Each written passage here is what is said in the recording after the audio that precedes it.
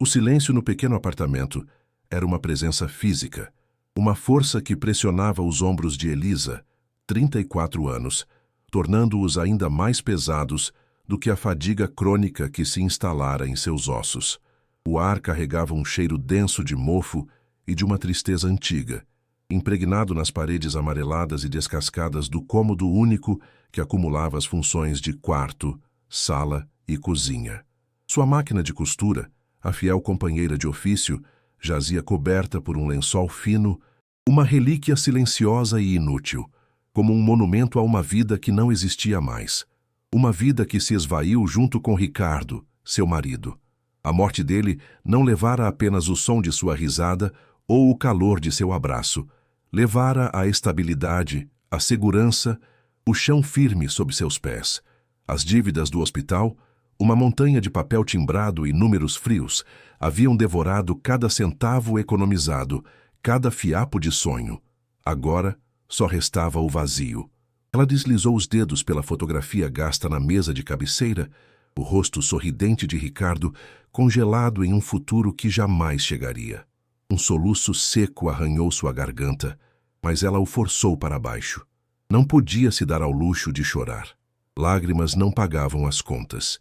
Seu coração apertou com aquela dor familiar, uma pontada aguda de saudade e desamparo que se tornara sua sombra constante.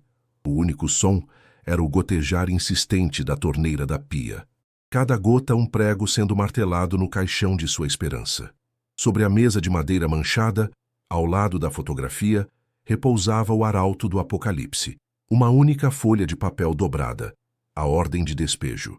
Elisa já a havia lido dezenas de vezes, como se a força de seu olhar pudesse, por algum milagre, reescrever as palavras impressas em tinta preta, oficial e impessoal. Notificação de despejo. A data final estava circulada em caneta vermelha por sua própria mão trêmula. A próxima terça-feira. Apenas 7 dias. Ela sentiu a bile subir à garganta, um gosto amargo de pânico puro. Suas mãos tremiam levemente ao tocar o papel, que parecia anormalmente gelado, como se carregasse o frio cortante da rua para onde ela e seu filho seriam jogados sem piedade. Era um documento legal, desprovido de qualquer emoção, mas para Elisa, cada letra era um golpe físico, uma marca em brasa em sua pele. Era a sentença final declarando seu fracasso como mãe, como provedora, como ser humano. O mundo lá fora continuava seu curso indiferente, com carros buzinando e risadas distantes, mas dentro daquele cubículo, o tempo havia congelado no exato instante em que ela entendeu que não havia mais para onde correr. A realidade era um muro sólido e intransponível, e ela estava prestes a colidir com ele em velocidade máxima, sem freios e sem proteção. O desespero a impeliu a realizar um ritual humilhante, quase uma prece sem fé. Ela pegou sua carteira velha, o couro sintético rachado como pele ressecada, abriu-a sobre a mesa. O som que se seguiu foi uma pequena e trágica sinfonia da miséria. Um punhado de moedas e 2 notas amassadas caíram, girando antes de se aquietarem sob a luz fraca da lâmpada. Ela as organizou meticulosamente, como se o ato de impor ordem pudesse de alguma forma multiplicar seu valor. Uma nota de 50, uma de 20, e as moedas, contadas uma a uma com a ponta do dedo, R$ 70,35. Esse era o valor total de sua existência naquele momento. O preço de sua dignidade. Ela encarou aquele pequeno monte de metal e papel, a quantia exata que a separava da miséria absoluta. R$ 70,35. A frase ecoava em sua mente, um mantra de impotência. Era o suficiente para talvez 2 dias de pão e leite, mas era uma piada de mau gosto diante do aluguel atrasado, das contas vencidas e, acima de tudo, daquela ordem judicial. Seu estômago doía, uma dor oca que não era apenas de fome, mas de uma ansiedade que a corroía por dentro, consumindo-a lentamente. Ela sentiu uma onda de tontura, o mundo girando enquanto a insignificância daquele valor a esmagava por completo. Do colchão fino estendido no chão, veio um som baixo, um murmúrio sonolento. Lucas, seu filho de 8 anos, virou-se, abraçando o travesseiro poído com força. O rosto dele, mesmo adormecido, era uma pintura de inocência, as sobrancelhas relaxadas, a boca levemente aberta, livre de preocupações. Ele não sabia da ordem de despejo, não sabia dos R$ 70,35. Para ele, o mundo ainda era um lugar de aventuras imaginárias e de uma confiança absoluta no poder infinito de sua mãe para resolver todos os problemas. E essa confiança era a faca que mais fundo feria o coração de Elisa. Um arrepio gélido percorreu sua espinha ao imaginar o momento em que teria que quebrar aquela confiança, e teria que explicar ao seu menino que eles não tinham mais uma casa. Como se explica o fracasso a uma criança? Como se diz ao seu próprio filho que a vida segura que ele conhecia havia acabado? Lágrimas silenciosas, quentes e amargas, finalmente venceram sua resistência e rolaram por seu rosto, pingando sobre suas mãos calejadas pelo trabalho que não existia mais. O amor avassalador que sentia por aquele menino era uma força da natureza, mas naquele momento parecia apenas amplificar sua dor, tornando seu fracasso ainda mais insuportável. A noite avançava, e a escuridão lá fora parecia uma extensão da escuridão que tomara conta de sua alma. Elisa olhou ao redor do pequeno cômodo que se tornara sua cela. A notificação de despejo, o dinheiro inútil sobre a mesa, o filho adormecido que dependia inteiramente dela para sobreviver. Eram as 3 pontas de sua cruz pessoal. Não havia família a quem recorrer. Não havia amigos com condições de ajudar. Ela estava completamente só, uma ilha de desespero em um oceano de indiferença. A sensação de estar encurralada era sufocante. O ar parecia mais grosso, mais difícil de puxar para os pulmões. Cada segundo que passava era um passo a menos na contagem regressiva para o desastre. Este era o fundo do poço, um lugar frio e sem luz, onde a esperança morria de inanição. Uma mulher à beira do abismo, sem nada a perder, pois já havia perdido tudo. Esta é a jornada de Elisa. Se histórias de superação contra todas as probabilidades te inspiram e você quer descobrir se existe uma luz no fim deste túnel, nós te convidamos a fazer parte da nossa comunidade. Inscreva-se no canal e ative as notificações, pois o que vem a seguir vai testar os limites da fé e da coragem humana. 2 dias depois, no auge do seu torpor, um som agudo e inesperado cortou o silêncio fúnebre do apartamento. O deslizar de papel sob a porta, o som de uma carta. O coração de Elisa, já acostumado a martelar em resposta a qualquer estímulo desconhecido, disparou. Seria mais uma cobrança? Uma intimação final? Ela se arrastou até a porta, seus pés descalços, sentindo o frio do chão de linóleo. O envelope era pardo, com um selo oficial de um cartório de uma cidade, cujo nome ela nunca ouvira falar. Suas mãos tremiam ao rasgar o papel, um tremor que vinha do fundo de sua alma exausta. Ela esperava o golpe final, a pá de cal em sua esperança morta. Mas as palavras que seus olhos encontraram não eram de cobrança ou ameaça. Herança. Tio-avô, Aníbal Soares. Propriedade em Sombra da Serra. Elisa sentiu o ar faltar em seus pulmões. Uma onda de incredulidade a atingiu com força, fazendo-a se apoiar na parede para não cair. Ela leu a frase de novo, e de novo. Uma casa, um teto. A palavra esperança era perigosa, um veneno doce, mas naquele instante, ela permitiu que uma minúscula gota se infiltrasse em seu sistema. A carta, com sua linguagem formal e impessoal, falava de um parente fantasma, uma figura nebulosa das histórias que sua mãe contava sobre a família que deixara para trás no interior. Tio Aníbal. Ela mal se lembrava de seu rosto em uma fotografia amarelada, e agora, da tumba, ele lhe estendia uma mão improvável. A propriedade era descrita de forma vaga. O imóvel localizado na Estrada Velha, sem número, Sombra da Serra, Minas Gerais. Sem fotos, sem detalhes. Apenas um endereço que soava como o fim do mundo. Lucas, despertado pelo movimento, se aproximou sonolento. — O que é isso, mamãe? Elisa se ajoelhou, o papel tremendo em suas mãos, e tentou sorrir. Um movimento estranho e enferrujado em seu rosto. Acho que ganhamos uma casa, meu filho. A voz dela saiu embargada. um sussurro frágil que pairava no ar denso do apartamento. Não era alegria, ainda não. Era o choque vertiginoso de quem, prestes a se afogar, encontra um pedaço de madeira flutuando ao alcance das mãos. A única chance, a última, um fio de esperança tão fino que ela temia que pudesse se romper ao menor toque. A decisão foi tomada no silêncio daquela mesma noite, sob a luz amarelada da única lâmpada que ainda funcionava. Ficar significava a rua. Ir para a sombra da serra era um salto no escuro, mas era um salto. Nos dias seguintes, Elisa se moveu com uma energia febril que ela não sentia há meses, a energia do desespero canalizado em ação. Ela vendeu o pouco que restava. A televisão antiga, com a imagem trêmula, foi trocada por algumas notas amassadas. As ferramentas de Ricardo, que ela guardara com um carinho doloroso, foram vendidas a um vizinho por uma fração de seu valor. Cada objeto que saía pela porta era uma despedida, um corte final com a vida que fora construída e destruída naquele mesmo lugar. O som metálico das poucas moedas que recebia em troca era agridoce. Não era riqueza, mas era o preço da passagem.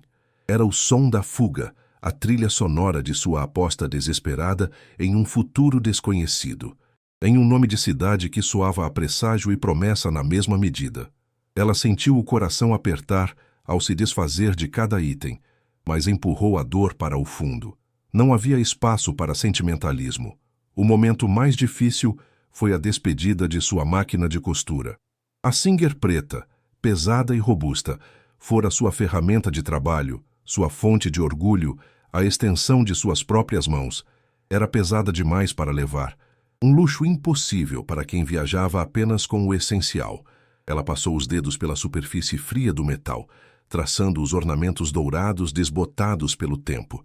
Lembrou-se das noites em que costurava sob a luz de um abajur, o zumbido constante do motor, uma canção de ninar para Lucas, uma promessa de que o pão do dia seguinte estava garantido.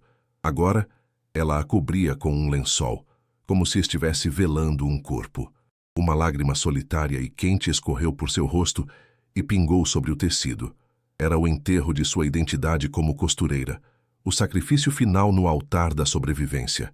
Ela fechou os olhos, respirou fundo, sentindo o cheiro familiar de óleo de máquina e tecido. E então se virou, forçando-se a não olhar para trás. A mala de papelão amarrada com barbante ao lado da porta continha apenas roupas velhas. A nova Elisa não tinha ofício, era apenas mãe. A última noite no apartamento foi assustadora. O espaço, agora vazio de quase todos os objetos, parecia vasto e cavernoso. Os sons da rua pareciam mais altos, mais invasivos.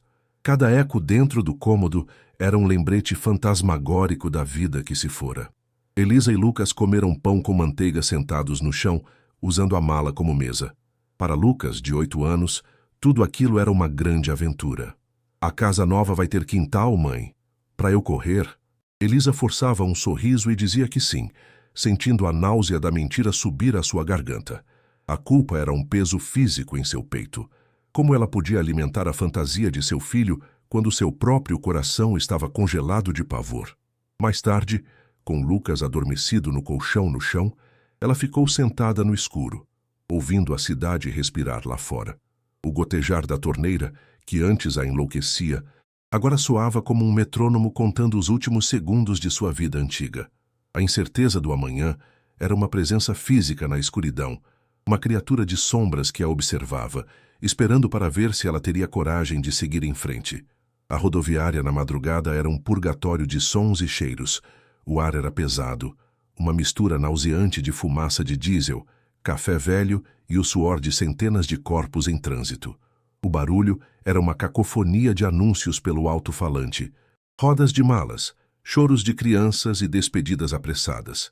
Elisa segurava a mão de Lucas com força. O menino de olhos arregalados com o caos. O ônibus para o interior era um modelo antigo, sua pintura azul e branca desbotada e arranhada por incontáveis viagens. Ao subir os degraus, um bafo de ar mofado e quente os atingiu. Os assentos de vinil azul estavam pegajosos e rasgados em alguns pontos. Elisa encontrou seus lugares na janela e se acomodou, o corpo inteiro tenso. O motor do ônibus roncou. Uma vibração profunda que percorreu o assoalho e subiu por suas pernas. O veículo começou a se mover, lento e pesado, e Elisa sentiu um solavanco não apenas físico, mas em sua alma. Não havia mais volta. O apartamento, as dívidas, a cidade inteira estava se tornando uma memória que se afastava na janela suja. As primeiras horas da viagem foram uma distração bem-vinda. Lucas, com o rosto colado no vidro, narrava a paisagem em constante mudança com um entusiasmo contagiante. Os prédios cinzentos deram lugar a subúrbios, que por sua vez se dissolveram em campos verdes e pastos pontilhados de vacas. "Olha, mãe, um cavalo." Elisa sorria e concordava, mas por dentro, uma ansiedade fria começava a se instalar. Cada quilômetro vencido era 1 quilômetro a mais de distância de tudo que era familiar, por pior que fosse. Ela tirou a carta do bolso. O papel já estava macio e gasto nas dobras. Sombra da Serra. O nome ecoava em sua mente. Parecia saído de um livro de contos de fadas sombrios. Ela tentava imaginar a casa. Uma casinha simples, talvez, com um pequeno jardim, um lugar onde pudesse plantar uma horta. Talvez conseguir alguns trabalhos de costura com os vizinhos. Ela se agarrava a essa imagem com todas as suas forças, construindo um castelo de esperança sobre a fundação frágil de um endereço desconhecido. O balanço do ônibus era hipnótico, e o cansaço acumulado finalmente a venceu, fazendo-a cochilar com a cabeça encostada no vidro frio. Eles acordaram com um solavanco mais forte. O ônibus principal os deixou em uma cidadezinha poeirenta chamada Boa Esperança. Uma ironia cruel que não passou despercebida por Elisa. O sol do meio-dia era impiedoso. Ali, eles tiveram que esperar por mais de 1 hora por um veículo que os locais chamavam de jardineira. Era um ônibus velho e adaptado, com as laterais abertas, bancos de madeira dura e uma cobertura de lona. O cheiro de gasolina era forte. A jardineira saiu do asfalto e mergulhou em uma estrada de terra vermelha, irregular e cheia de buracos. A cada solavanco, os passageiros eram jogados de um lado para o outro. Elisa agarrou Lucas com um braço e a mala com o outro, sentindo seus músculos protestarem. A poeira subia em nuvens densas, cobrindo-os com uma fina camada avermelhada, entrando em seus narizes e arranhando suas gargantas. A paisagem se tornara mais selvagem, a vegetação mais densa e escura. A sensação de isolamento era cada vez mais palpável, um pressentimento sombrio que o ar pesado e úmido parecia carregar. Finalmente, depois do que pareceu uma eternidade, a jardineira parou bruscamente em uma bifurcação numa estrada de terra deserta. O motorista, um homem de pele curtida pelo sol, apontou com um dedo grosso e calejado para um caminho quase invisível, engolido por um mato alto e denso. "Sombra da Serra é para lá. A casa que vocês procuram deve ser a última, lá no fim." Ele não esperou por uma resposta. Engatou a marcha e partiu, o som do motor roncando e diminuindo, até ser completamente engolido pelo silêncio. Um silêncio como Elisa nunca havia experimentado. Não era a ausência de barulho da cidade. Era um silêncio vivo, preenchido pelo zumbido de insetos invisíveis, pelo farfalhar do vento nas folhas altas e por algo mais, uma quietude pesada e opressora. O sol já descia no horizonte, pintando o céu de laranja e roxo, mas as sombras que se esticavam das árvores eram longas e ameaçadoras. O ar estava mais frio ali, carregado com o cheiro de terra molhada e folhas em decomposição. Um arrepio percorreu a espinha de Elisa, um mau presságio que ela tentou ignorar. A caminhada foi um pesadelo. A mala vimos que já era pesada. Parecia ter triplicado de peso. Elisa a arrastava pela terra fofa e irregular, o barbante cortando a pele de sua mão. Lucas, cujo entusiasmo inicial havia se transformado em um silêncio apreensivo, agarrava-se à sua saia, os olhos grandes e assustados perscrutando a penumbra crescente da mata. A estrada era pouco mais que um trilho, e galhos finos arranhavam seus braços e seu rosto. O som de seus próprios passos e de sua respiração ofegante parecia profanar a quietude do lugar. O cheiro de podridão se intensificou, um odor adocicado e enjoativo de mofo e madeira apodrecida. A esperança, Aquela chama frágil que a sustentara durante toda a jornada começou a vacilar perigosamente. Um nó de pânico puro se formou em sua garganta. Este lugar não parecia um refúgio, parecia uma armadilha. Cada passo para dentro daquela mata escura era um passo para longe da luz, para longe da civilização, para longe de qualquer possibilidade de ajuda. Ela estava completamente sozinha com seu filho, no meio do nada, caminhando em direção a um destino incerto. E então, através de uma clareira na vegetação retorcida, ela a viu. A casa, ou melhor, o esqueleto de uma casa. A visão fez o ar fugir de seus pulmões em um silvo. O coração de Elisa parou por um instante, e depois começou a bater descontroladamente contra suas costelas. Não era uma casa simples, era uma ruína, uma ferida aberta na paisagem. Contra o céu púrpura do crepúsculo, a silhueta era a de um monstro adormecido. Um buraco enorme e irregular no telhado de telhas velhas se abria para o céu como uma boca desdentada. As paredes, de um branco encardido e manchado de limo, estavam rachadas e cobertas por trepadeiras grossas que pareciam estrangulá-las lentamente. As janelas eram buracos negros, vazios de vidro ou vida, como os olhos de um crânio. A esperança não se apagou. Ela foi violentamente extinta, esmagada sob o peso daquela imagem desoladora. O silêncio que se seguiu foi preenchido apenas pelo som de seu próprio sangue pulsando em seus ouvidos. Um tambor fúnebre anunciando a morte de seu último sonho. Aproximar-se foi confirmar o desastre. O que de longe era desolador, de perto era grotesco. O mato na altura da cintura engolira o que um dia fora um quintal. A varanda da frente estava parcialmente caída, as tábuas de madeira podres e perigosamente inclinadas. A porta principal, de madeira maciça, pendia de uma única dobradiça enferrujada, permanentemente entreaberta como um convite mórbido. O cheiro era avassalador, uma onda fétida de mofo, umidade, excrementos de ratos e decomposição a atingiu como um soco no estômago, fazendo-a recuar um passo, a mão sobre a boca para não vomitar. Lucas se escondeu completamente atrás dela, o corpo pequeno tremendo. Um rato, gordo e escuro, disparou de debaixo dos degraus quebrados da varanda e sumiu no mato alto, fazendo Elisa soltar um pequeno grito abafado. O desespero que ela sentiu na cidade, o medo da rua, parecia uma preocupação banal comparado a isto. Ali, no apartamento, havia a memória de um lar. Aqui, havia apenas a carcaça profanada de um monumento ao abandono e à decadência. Com a mão trêmula, ela empurrou a porta que gemia em protesto. O interior era uma caverna de escuridão e destroços. A pouca luz do crepúsculo que entrava pelo buraco no teto revelava um cenário de caos. Móveis quebrados e revirados jaziam cobertos por uma camada grossa de poeira e teias de aranha. O chão estava coberto de folhas secas, pedaços de gesso e sujeira. Em um canto, uma poça de água escura refletia a luz fraca, indicando uma goteira persistente.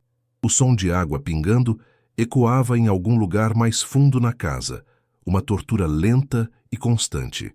O ar era ainda mais denso e irrespirável, gelado e úmido, como o de uma tumba recém-aberta.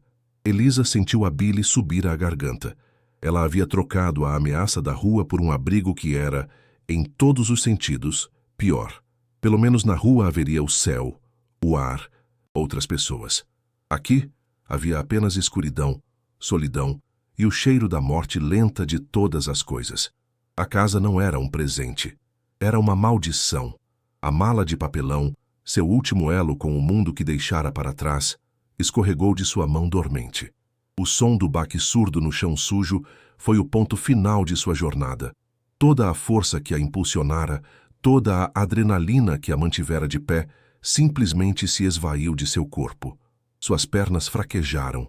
Ela se viu caindo, mas não se importou.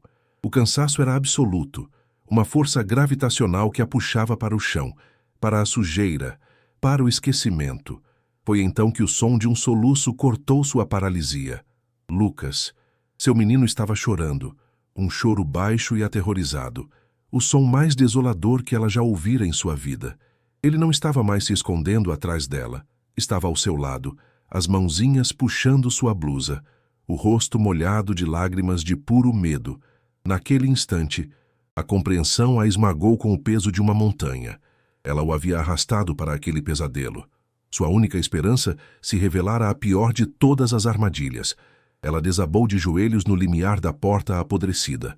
A madeira fria e úmida penetrou o tecido de sua calça, mas ela não sentiu. A única coisa que sentia era um vazio gelado se expandindo em seu peito, um buraco negro que ameaçava consumir tudo. Ela não tinha dinheiro para voltar. Não tinha para onde ir.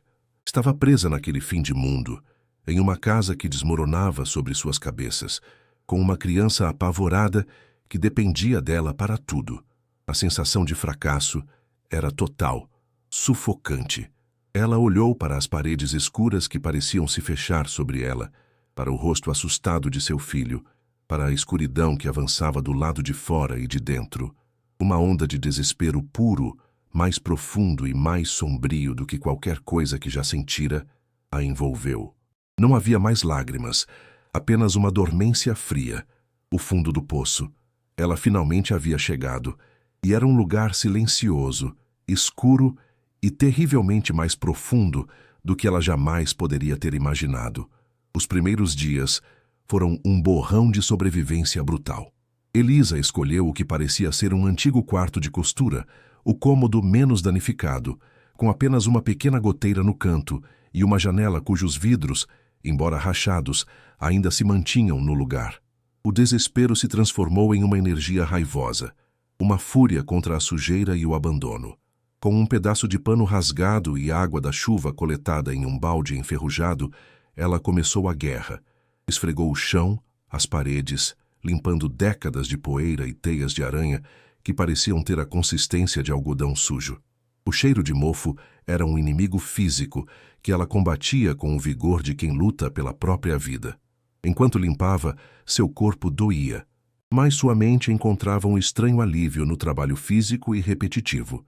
Era uma forma de não pensar, de não sentir o abismo que se abrira sob seus pés. Ela precisava criar um pequeno santuário de ordem em meio ao caos absoluto, um lugar seguro para Lucas, um lugar para respirar.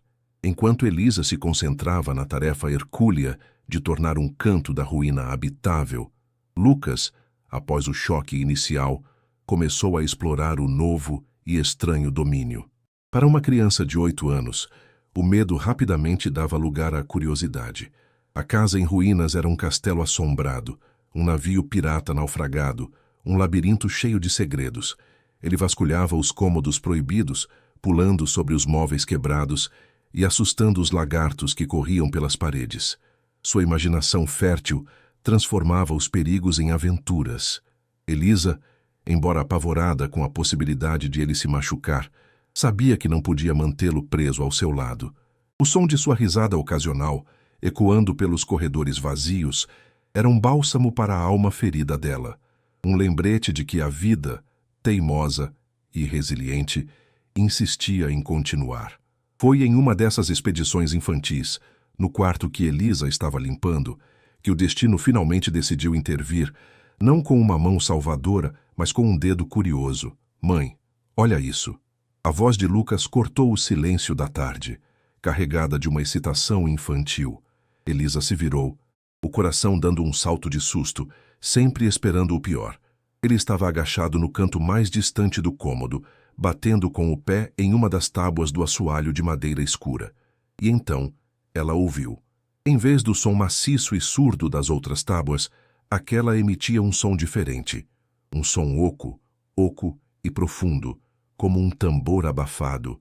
Ela faz um barulho diferente, disse Lucas, sorrindo, orgulhoso de sua descoberta. Elisa se aproximou lentamente, o corpo ainda tenso. Ela se agachou ao lado do filho, a poeira e a sujeira não importando mais. Pressionou a tábua com a mão. Ela cedeu ligeiramente, e o mesmo som oco e promissor ecoou sob sua palma. Um arrepio, diferente do frio e do medo, percorreu sua espinha. Não era esperança, ainda não. Era algo mais primitivo. Era curiosidade. Pela primeira vez em dias, um sentimento que não era desespero tomou conta dela. Ela pediu que Lucas se afastasse. Usou as unhas para tentar encontrar uma fresta, mas a tábua estava firmemente encaixada. A frustração começou a borbulhar, mas foi rapidamente substituída por uma determinação feroz. Ela não sabia o que havia ali embaixo. Poderiam ser apenas ratos, um ninho de insetos ou o vazio úmido do porão. Mas a possibilidade, por menor que fosse, de que não fosse nada disso, era uma faísca em sua escuridão. O som oco era uma promessa, um segredo sussurrado pela casa moribunda. Naquele momento, o instinto de sobrevivência de Elisa se transformou. Não se tratava mais apenas de encontrar um teto e comida. Tratava-se de desvendar um quebra-cabeça. O mistério da tábua solta era o primeiro foco real que ela tinha desde que chegara. A primeira pergunta que não era sobre sua própria miséria. Ela precisava saber o que havia ali. Precisava de uma resposta. Era uma necessidade física, quase tão forte quanto a fome que sentia. Sua busca por uma ferramenta foi desesperada. Vasculhou os escombros do que um dia fora a cozinha, remexendo em gavetas emperradas e armários podres. Finalmente, encontrou-o. Um pé de cabra pequeno e enferrujado, provavelmente deixado para trás por algum antigo trabalhador. O metal estava frio e áspero em sua mão. Ao voltar para o quarto, sentiu o coração bater mais forte, uma mistura de medo e antecipação. Encaixou a ponta achatada do pé de cabra na fresta mínima entre as tábuas. Fez força. A madeira velha rangeu em protesto, um som agudo e prolongado que ecoou pelo silêncio da casa. A poeira de décadas subiu em uma pequena nuvem, fazendo-a tossir. Ela fez força novamente, usando o peso do corpo. Ouviu-se um estalo seco, o som de pregos velhos e enferrujados cedendo à pressão. A tábua se moveu. Com um último esforço, ela a alavancou para cima. A madeira se partiu parcialmente, mas se abriu, revelando não o porão úmido, mas um compartimento escuro e quadrado. O ar que subiu do buraco recém-aberto era antigo. Um cheiro de poeira seca, de papel velho e de metal guardado por muito tempo. Era um cheiro diferente do mofo e da podridão que permeavam o resto da casa. Era o cheiro do tempo contido, de um segredo bem guardado. Elisa se ajoelhou, o coração martelando contra as costelas. Lucas se aproximou, os olhos arregalados de curiosidade. Lá dentro, repousando sobre uma base de madeira seca, estava uma única coisa: uma caixa retangular de metal, do tamanho de uma caixa de sapatos. A superfície estava coberta por uma camada espessa de ferrugem alaranjada, mas por baixo ela podia vislumbrar a cor escura do metal original. Não havia fechadura visível, apenas um fecho simples na frente, também corroído pelo tempo. A simplicidade do objeto era quase decepcionante. Mas seu peso, quando Elisa a alcançou e a puxou para fora do compartimento, era surpreendente. Era sólida, pesada e silenciosa. Não havia som de nada chacoalhando lá dentro. Colocou a caixa sobre o chão limpo. O fecho enferrujado parecia soldado pelo tempo. Por um momento, o desespero ameaçou voltar. Estar tão perto de uma resposta e ser barrada por um pedaço de metal corroído era uma nova forma de tortura. Mas a determinação que a impulsionara a abrir o assoalho ainda queimava. Ela pegou o pé de cabra novamente. Com cuidado, posicionou a ponta sob a tampa e, usando a lateral da caixa como apoio, fez uma alavanca suave. O metal gemeu. Ela tentou de novo, com mais força. Um estalo metálico e seco ecoou no quarto. O fecho se partiu. Por um instante, Elisa ficou imóvel, a respiração presa na garganta. O que quer que estivesse dentro daquela caixa estava selado há décadas. Ela ergueu a tampa lentamente. O rangido das dobradiças enferrujadas foi o único som no mundo. O interior estava forrado com um veludo vermelho que, apesar de desbotado e coberto de poeira, ainda mantinha um vestígio de sua antiga opulência, um contraste chocante com a ruína ao redor. Dentro da caixa, sobre o veludo puído, havia apenas 2 itens. À esquerda, uma chave grossa e pesada, feita de ferro escurecido, com um desenho ornamentado e complexo na ponta. Era uma chave antiga, do tipo que se vê em filmes sobre castelos e masmorras. Fria ao toque, ela parecia carregar o peso de segredos. À direita, repousava um diário. Era um volume de tamanho médio, com uma capa de couro marrom escuro, tão ressecada que estava rachada em vários pontos. Uma tira de couro, também ressecada, o mantinha fechado. Elisa sentiu uma onda de decepção e confusão. Onde estava a salvação? Uma chave para uma porta desconhecida e um livro velho. Ela esperava dinheiro, joias, qualquer coisa que pudesse ser trocada por comida, por uma passagem de volta.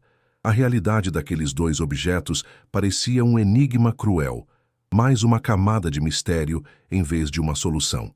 No entanto, ela pegou o diário com uma reverência que não entendeu. O couro era áspero e frágil sob seus dedos. Com cuidado para não danificar a tira de couro, ela a desfez. Abriu o diário na primeira página.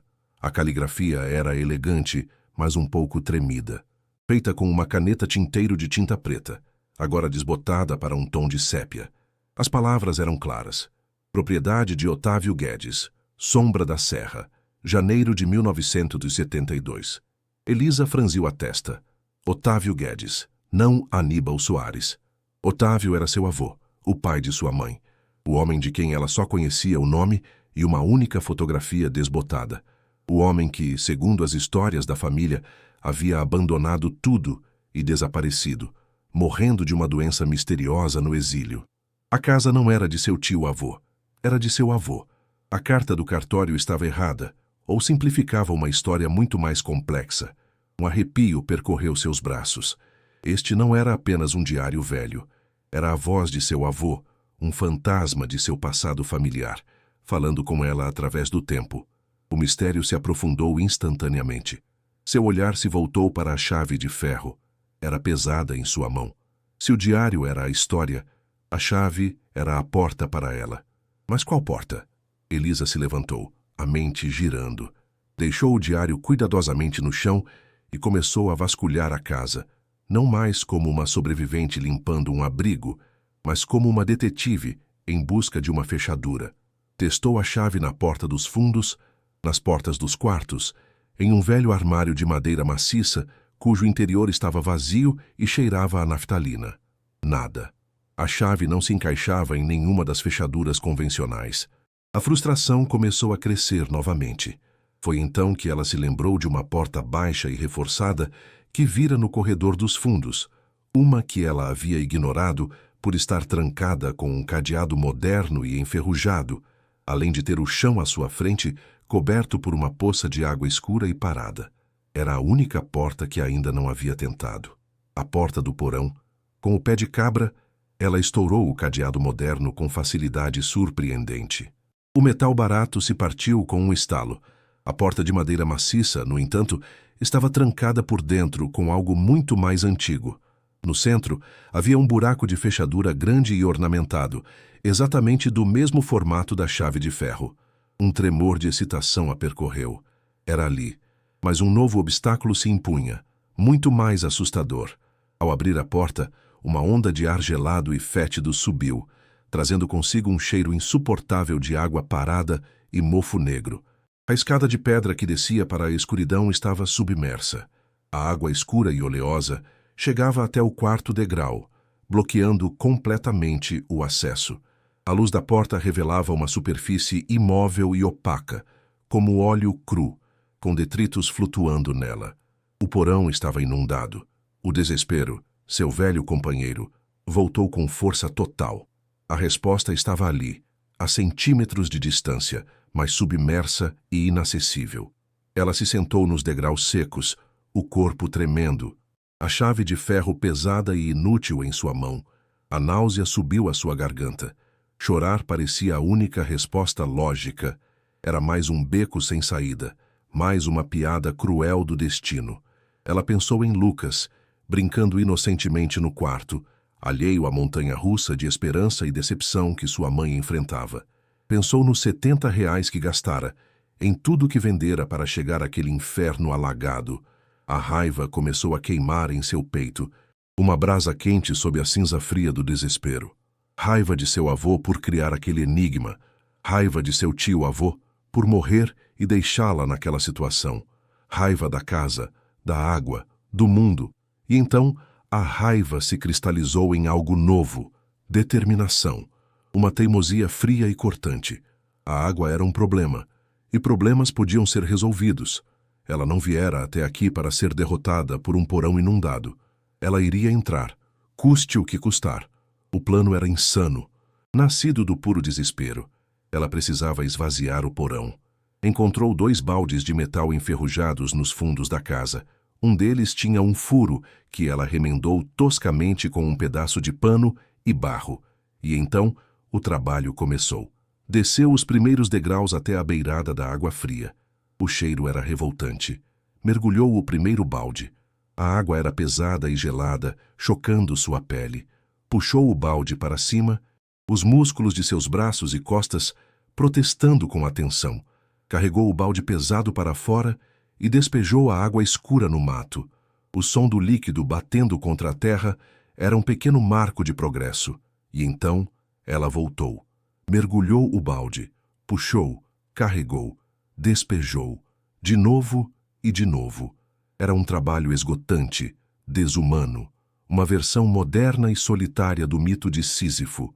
Cada balde parecia tirar apenas uma gota do oceano escuro que enchia o porão. As horas se arrastaram. O sol começou a se pôr, pintando o céu lá fora com cores que ela não podia ver, trancada em sua tarefa sombria. Seus braços queimavam, suas costas doíam a ponto de gritar. Suas mãos estavam em carne viva, arranhadas pelo metal enferrujado dos baldes. O suor escorria por seu rosto, misturando-se com a sujeira e as ocasionais lágrimas de frustração. Lucas a observava da porta, o rosto preocupado. "Mamãe, você está bem?" "Estou bem, meu filho. Só estou limpando." Ela mentia, a voz rouca de exaustão. A cada balde retirado, a cada centímetro que o nível da água baixava, sua determinação se solidificava. Não era mais sobre um tesouro. Era uma batalha pessoal contra aquela casa, contra o abandono. Era ela provando para si mesma, para o universo, que não seria quebrada. Cada gota de água escura que ela jogava para fora era um pedaço de seu desespero sendo expulso. Finalmente, quando a escuridão era quase total e ela trabalhava sob a luz trêmula de uma vela, algo mudou. O nível da água havia baixado o suficiente. O topo de um pesado portão de ferro, que antes estava submerso, tornou-se visível. Ele bloqueava a passagem da escada para o resto do porão. E no centro do portão, acima do nível da água restante, estava uma fechadura grande e complexa, idêntica à da porta no andar de cima. Um soluço de alívio e exaustão escapou de seus lábios. Ela desceu mais alguns degraus, a água gelada e imunda encharcando seus sapatos e subindo por suas canelas. O frio era um choque, mas ela mal o sentiu. A adrenalina entorpecia tudo. Ela pegou a chave de ferro que guardara no bolso. Suas mãos tremiam tanto de frio quanto de nervosismo. A chave, coberta de ferrugem, parecia relutar em entrar na fechadura, também corroída por décadas de umidade. Com um esforço, ela encaixou a chave. O metal raspou contra o metal. Ela segurou a respiração e girou. No início, nada aconteceu. A chave não se movia. Ela sentiu uma pontada de pânico. E se estivesse emperrada para sempre? Ela colocou mais força, usando as 2 mãos, o corpo inclinado sobre a água escura. O metal rangeu, um som horrível, como um osso se quebrando. E então, com um clique alto e sonoro que ecoou pelo porão silencioso, a fechadura cedeu. O som foi a música mais doce que Elisa já ouvira. Foi o som da vitória, da persistência recompensada. O mecanismo interno, protegido da pior umidade, ainda funcionava. Ela puxou a chave, o coração batendo descontroladamente. O portão estava destrancado. O caminho estava livre.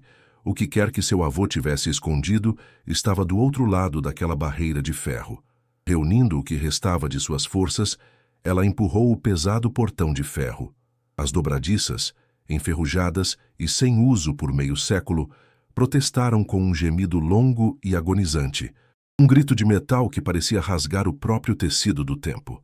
O portão se moveu lentamente, abrindo-se para uma escuridão ainda mais profunda. A luz da vela que ela deixara na escada mal penetrava o breu. O ar ali era diferente. O cheiro de água parada dava lugar a um odor seco, de terra e pedra. Era uma adega. Ela pegou a vela e entrou, os pés chapinhando na camada de lodo e água que ainda cobria o chão de pedra. As paredes eram de pedra bruta, frias e úmidas ao toque. Havia prateleiras de madeira apodrecidas, cobertas de mofo, onde um dia garrafas de vinho talvez tivessem repousado. O lugar era uma tumba silenciosa. Ela andou devagar, a chama da vela dançando e projetando sombras monstruosas nas paredes. Ela começou a inspecionar as paredes, passando a mão livre sobre a pedra fria. Estava procurando por qualquer coisa fora do comum, qualquer irregularidade.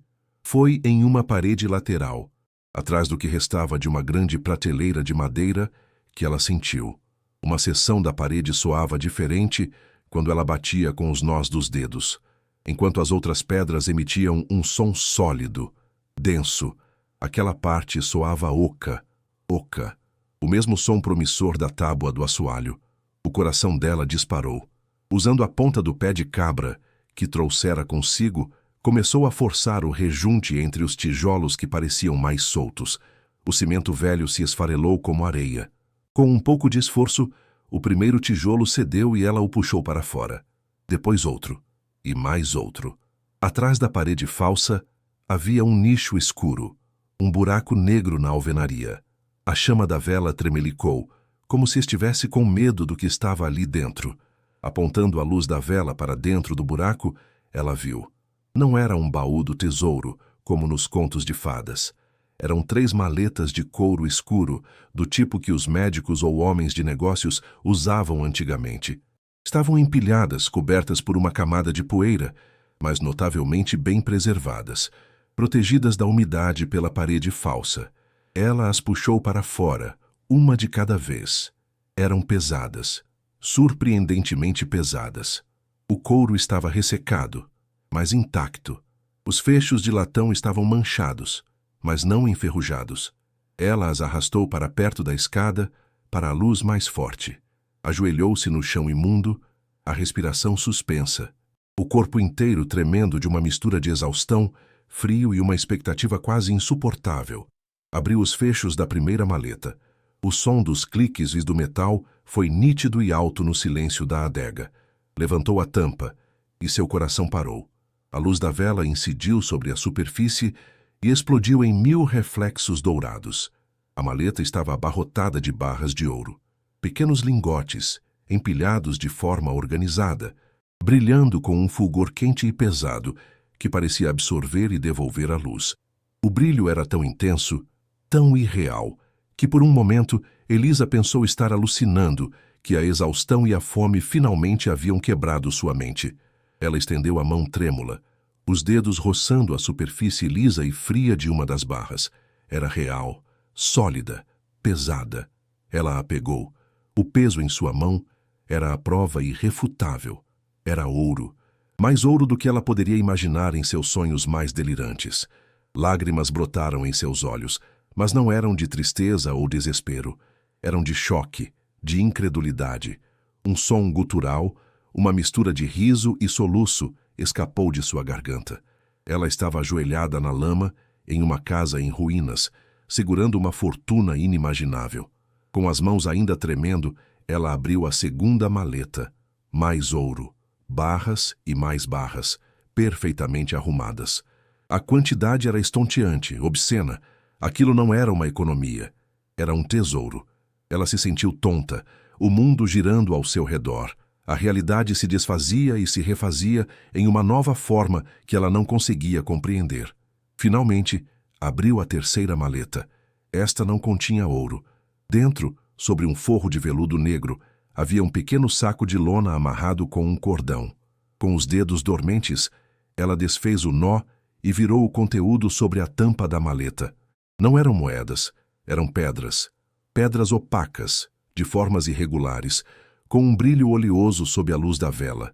Diamantes, diamantes brutos, dezenas deles, de vários tamanhos. O valor contido naquelas 3 maletas era incalculável. Era o suficiente para comprar e vender a cidade inteira. Era a resposta para todos os seus problemas e o começo de 1 milhão de novos. Mas em meio ao brilho ofuscante do ouro e dos diamantes, um objeto se destacava por sua simplicidade e por sua promessa de um tesouro muito maior, o diário de couro que ela deixara no andar de cima. De repente, a fortuna em suas mãos pareceu secundária. O ouro e os diamantes eram o quê. O diário era o porquê. Como seu avô, um homem que supostamente morrera na pobreza e no exílio, acumulara tamanha riqueza? Por que ele a escondeu de forma tão elaborada, protegida por enigmas e barreiras físicas? E por que ele a abandonou? O verdadeiro tesouro não estava nos lingotes ou nas pedras preciosas. Estava naquelas páginas amareladas, na tinta desbotada da caligrafia de seu avô. A riqueza podia salvar sua vida, mas a história contida naquele diário podia explicar sua própria existência. O mistério da casa se tornara o mistério de sua família, e Elisa sabia, com uma certeza absoluta, que precisava decifrá-lo. De volta ao quarto que se tornara sua frágil fortaleza, Elisa empurrou as maletas de couro para um canto escuro, cobrindo-as com um pano sujo. O brilho do ouro e dos diamantes, que antes parecia a solução para tudo, agora carregava um peso sinistro, uma luz fria que não aquecia em nada sua alma. Seu corpo inteiro doía pela exaustão do trabalho no porão, mas uma nova energia, nascida do mistério, a mantinha de pé. Sua atenção estava totalmente voltada para o objeto que repousava sobre o colchão fino, o diário de seu avô. Aquele volume de couro rachado era mais precioso e infinitamente mais perigoso do que toda a fortuna escondida. Ele continha a verdade, e Elisa sentiu, com uma certeza visceral, que aquela verdade poderia tanto salvá-la quanto destruí-la completamente. Ela se sentou no chão, o coração batendo um ritmo lento e pesado, e pegou o livro com mãos que, apesar de sujas e feridas, eram reverentes. A história de sua família, o segredo daquela casa amaldiçoada, estava prestes a ser revelada. Com um cuidado infinito, ela folheou as primeiras páginas. A tinta sépia, a caligrafia elegante, eram notas geológicas, desenhos de formações rochosas, cálculos de densidade mineral. Então, a entrada que mudou tudo, datada de março de 1972. Eureka! Não é apenas quartzo. A veio é rica, mais rica do que ousei sonhar. Ouro, em nosso próprio chão, um segredo que a terra me confiou. Este lugar, sombra da serra, que sempre pareceu o fim do mundo, é na verdade o começo. O futuro de minha esposa, de minha filha, está garantido. Elisa sentiu um arrepio percorrer sua espinha. Ela podia sentir a alegria pura e científica de seu avô Otávio, a exaltação da descoberta, a esperança vibrando naquelas palavras escritas há meio século. Não era a caligrafia de um criminoso ou de um homem que planejava abandonar sua família. Era a voz de um sonhador, um cientista que acabara de encontrar o trabalho de sua vida, uma promessa de felicidade que, de alguma forma, azedou e se transformou em tragédia. As páginas seguintes narravam um trabalho secreto e febril. Otávio descrevia como, durante meses, ele mesmo extraiu o minério, usando técnicas rudimentares para não chamar atenção. Ele derretia o ouro à noite, na forja da antiga oficina da fazenda, transformando o pó brilhante nas barras que agora estavam escondidas.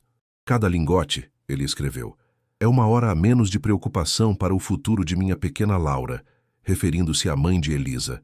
Construirei para ela um castelo com este ouro, um futuro longe desta poeira e deste isolamento. Ninguém pode saber. Ninguém. A paranoia já começava a se infiltrar nas bordas de sua alegria. Ele mencionava os olhares curiosos dos poucos vizinhos, a dificuldade de esconder o barulho e a fumaça. Elisa sentia a ansiedade de seu avô como se fosse a sua própria. O peso de um segredo tão valioso e tão perigoso, um fardo carregado em completa solidão. A esperança dele era palpável, mas uma sombra já se projetava sobre ela. Então, o tom do diário mudou abruptamente. Um novo nome surgiu, escrito com uma caligrafia mais pesada, mais pressionada no papel. Coronel Bastos esteve aqui hoje. Seus olhos de abutre mediram cada palmo da minha terra. Ele não sabe do ouro. Não ainda, mas ele quer a propriedade. Falou sobre a localização estratégica, sobre seus projetos para a região. Senti o cheiro da ganância nele, uma fome antiga e impiedosa. Otávio descreveu o coronel não como um simples fazendeiro, mas como uma força da natureza, um homem que se movia com a certeza de quem era dono do mundo, cujos sorrisos não alcançavam os olhos frios e calculistas. Ele fez uma oferta baixa, quase um insulto. Quando recusei, ele riu. Um som oco, sem alegria. Disse que tudo tem seu preço e que eu deveria pensar no bem-estar da minha família. A frase, lida por Elisa, soou como uma ameaça velada, um presságio sombrio que atravessou as décadas para gelar seu sangue. O medo de Otávio se tornou explícito nas entradas seguintes. Ele começou a escrever sobre o clima político do país, os anos de chumbo da ditadura militar. O poder do coronel não vem apenas de suas terras ou de seu dinheiro, escreveu Otávio. Vem de seus amigos em uniformes, de sua posição inquestionável. Em tempos como estes, um homem como ele pode reescrever a realidade. Ele pode apagar pessoas. Ninguém ousa questioná-lo. As leis não se aplicam a ele aqui em Sombra da Serra. Ele é a lei. Elisa sentiu um nó se formar em seu estômago. A história que aprendera nos livros de escola, sobre um período sombrio e violento do Brasil, estava invadindo sua história pessoal, explicando a origem do mal que destruiu sua família. Seu avô não estava apenas lidando com um vizinho ganancioso. Ele estava encurralado por um predador que operava com a sanção de um sistema brutal e sem lei. Um sistema que dava poder absoluto a homens como o coronel Bastos. A entrada seguinte fez Elisa soltar o diário como se ele queimasse. Suas mãos tremiam incontrolavelmente. A caligrafia estava quase ilegível, rasgando o papel, as palavras atropeladas pelo pânico. Tiros, no meio da noite. Vieram da direção da casa dos Ferreiras. Fui até lá ao amanhecer, o coração na boca. Meu Deus! A cena, a família inteira, mortos. Ele os matou. Bastos matou a todos. Otávio descreveu a família Ferreira como bons homens, mas que falavam demais contra o governo. Opositores políticos. Ele descreveu o cheiro de pólvora e sangue pairando no ar, a visão dos corpos. O coronel estava lá, com seus capangas, fingindo choque. Mas eu vi. Eu vi a satisfação em seus olhos. Ele olhou para mim, e eu soube. Eu soube que eu era o próximo. A náusea subiu pela garganta de Elisa. Aquela terra não era apenas abandonada, era amaldiçoada, assombrada pelo sangue inocente, e seu avô fora a única testemunha. Com o horror crescendo a cada palavra, ela continuou a ler. A próxima entrada confirmou seus piores medos. Ele está me incriminando. O delegado, um fantoche do coronel, veio aqui hoje. Fez perguntas estranhas. Insinuou que eu tinha ligações com subversivos. Eles plantaram livros proibidos na minha oficina. Estão dizendo que eu fornecia dinheiro para a resistência, o dinheiro do ouro. A armadilha era perfeita, diabólica. O coronel não queria apenas a terra. Ele precisava de um bode expiatório para o massacre que cometera. E o geólogo recluso, com sua riqueza secreta e inexplicável, era o alvo ideal.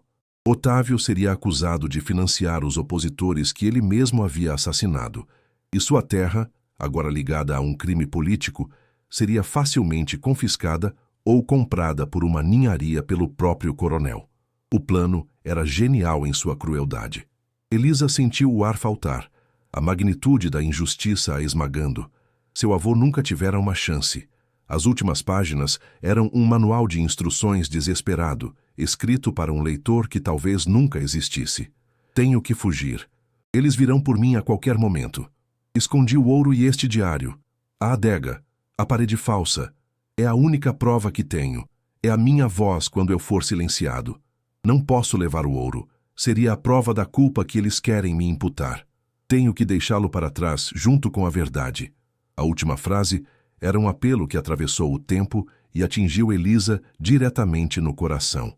Se alguém um dia ler isto, que a justiça seja feita pelos Ferreiras, pelo meu nome, pela minha família, que este ouro amaldiçoado se transforme em redenção. E então as páginas ficavam em branco. Seu avô fugiu, um exilado, e morreu antes que pudesse voltar, antes que pudesse se justificar. Ele não abandonou sua família, ele tentou protegê-la, e deixou para trás a arma para sua vingança póstuma. Elisa deixou o diário cair em seu colo. A revelação era um peso físico, uma pedra em seu peito. O ouro e os diamantes não eram mais um tesouro, mas uma prova. Uma herança de sangue e injustiça. Seu avô não era o homem covarde das histórias da família, mas um herói trágico, uma vítima de um crime monstruoso. A casa em ruínas não era apenas um abrigo, era a cena de um crime, um mausoléu de segredos. Uma onda de fúria protetora a invadiu. Fúria pelo avô que nunca conheceu, pela vida que lhe foi roubada. Fúria pela família Ferreira, massacrada e esquecida. Fúria contra o Coronel Bastos, um monstro que construiu seu império sobre mentiras e cadáveres. O medo que sentira até então foi substituído por uma raiva fria e cortante. Aquele diário não era apenas um livro, era um testamento. E ela, sua neta, era agora a executora daquele testamento. A questão não era mais como sobreviver, mas como fazer justiça. Foi nesse instante, no auge de sua fúria silenciosa, que um som cortou o ar parado da tarde. Um som totalmente alienígena àquele lugar. O ronco baixo e potente de um motor de carro. Não era a jardineira velha e barulhenta, nem um trator antigo. Era o som suave e poderoso de um carro de luxo, movendo-se lentamente pela estrada de terra que levava à casa. Elisa congelou. O som se aproximava. O estalar de galhos e o esmagar de folhas secas sob os pneus caros. Seu coração, que estava pesado de dor e raiva, disparou em puro pânico. Ninguém vinha até aqui. Ninguém. A não ser que soubesse que havia algo para encontrar. O som do motor era como o rosnado de um predador se aproximando de sua toca. O passado, que ela acabara de desenterrar, não estava morto. Ele tinha um motorista e estava vindo cobrar a dívida. Um pânico gelado tomou conta de Elisa. Movendo-se com uma velocidade que não sabia possuir, ela agiu por puro instinto. Pegou o diário e o enfiou debaixo do colchão fino no chão. Correu até o canto onde as maletas estavam, arrastando-as de volta para o buraco no assoalho. O peso do ouro era absurdo, e seus músculos protestaram, mas a adrenalina era um combustível poderoso. Jogou as maletas de qualquer jeito dentro do compartimento, o som abafado do metal batendo na madeira. Colocou a tábua solta de volta no lugar, chutando poeira e detritos sobre ela para disfarçar as marcas recentes do pé de cabra. O carro parou. O motor foi desligado.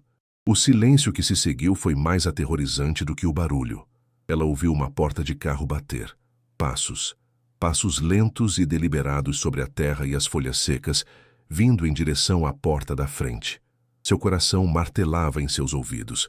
Um tambor frenético abafando todos os outros sons. Ela se encolheu no canto mais escuro do quarto, tentando controlar a respiração, o corpo inteiro tremendo. Uma sombra bloqueou a luz que entrava pela porta arruinada. A figura que surgiu no umbral era um contraste surreal com a decadência ao redor. Um homem de uns 75 anos, de cabelos brancos impecavelmente penteados para trás. Vestia um terno de linho bege que parecia imune à poeira e à umidade. Seus sapatos de couro brilhavam, um absurdo naquele chão coberto de sujeira. Ele se apoiava levemente em uma bengala com castão de prata. Seu rosto era uma máscara de rugas finas, e ele ostentava um sorriso polido, paternalista. Mas seus olhos, pequenos e escuros, eram frios, desprovidos de qualquer calor. Eles percorreram o interior da casa com um misto de desprezo e análise, como um comprador inspecionando uma carcaça. "Boa tarde", disse ele, a voz suave e educada, mas carregada de uma autoridade inquestionável. "Procuro a nova proprietária. Seria a senhora?" Elisa se forçou a ficar de pé, os joelhos fracos. "E sou eu?" Sua voz saiu um fiapo.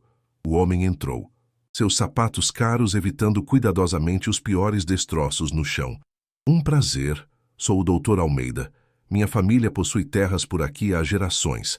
Conheci seu tio-avô. Um homem simples." O modo como ele disse a palavra simples foi um insulto velado. "Fiquei sabendo da sua chegada. Sinto muito pela sua situação. Herdar este entulho é mais uma maldição que uma bênção, não acha?" Ele gesticulou com a bengala para o buraco no teto, o sorriso polido nunca vacilando. "Vim aqui hoje para lhe fazer um favor." Ofereço comprar esta propriedade. Um valor simbólico, é claro. O suficiente para a senhora pegar um ônibus de volta para a cidade e recomeçar. Livrá-la deste problema. Ele mencionou uma quantia irrisória, menos do que o aluguel de um mês que ela devia. Era uma piada, uma ofensa, e Elisa sabia exatamente o porquê. Almeida, filho do coronel Bastos. O nome martelava em sua cabeça. Almeida, o herdeiro, o filho do assassino. O sangue gelou em suas veias, mas a fúria que sentira antes se solidificou em uma coragem fria.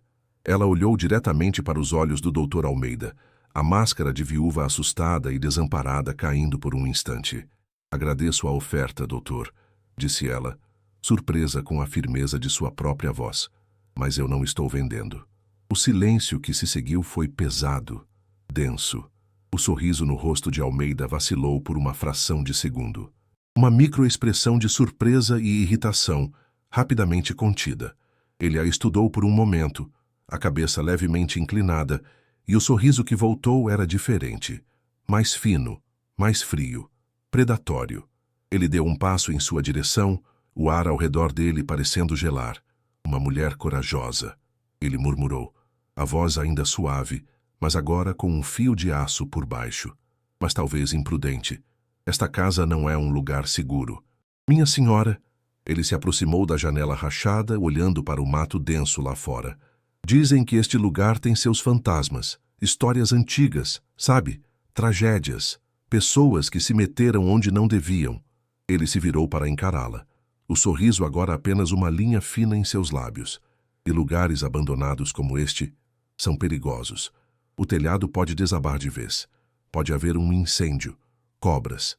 Tantos acidentes podem acontecer quando se está tão longe de qualquer ajuda.